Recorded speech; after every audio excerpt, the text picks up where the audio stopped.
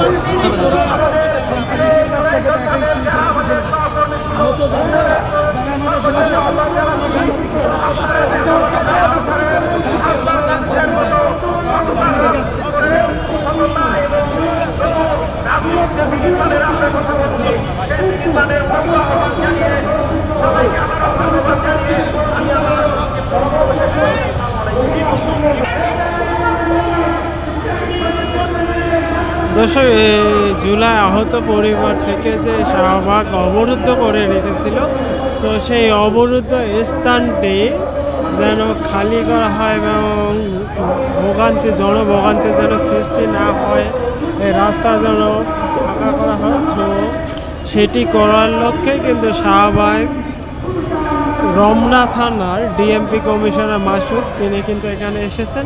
তো তিনি এখানে এসে সব ব্যারিকেড উঠে নেওয়ার চেষ্টা করতেছেন এবং রাস্তাটি যেন তাড়াতাড়ি খুলে দেওয়া হয় তার চেষ্টা চালাচ্ছেন।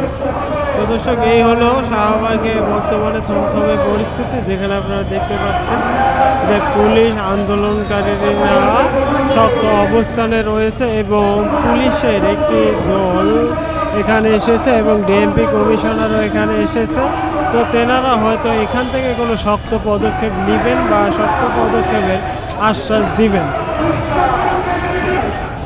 তো দর্শক, জুলাই আহত যারা আছে তো তাদের ব্যারিকেড উঠানোর জন্য কিন্তু পুলিশ শক্ত অবস্থানে রয়েছে এবং আবারও সেই পুলিশ জুলাই আহত নিহত পরিবারের যোদ্ধারা হয়তো বা মুখোমুখি আসতে যাচ্ছে। তো আপনারা সরাসরি দেখতে পাচ্ছেন যে শাহবাগের উত্তপ্ত পরিস্থিতি।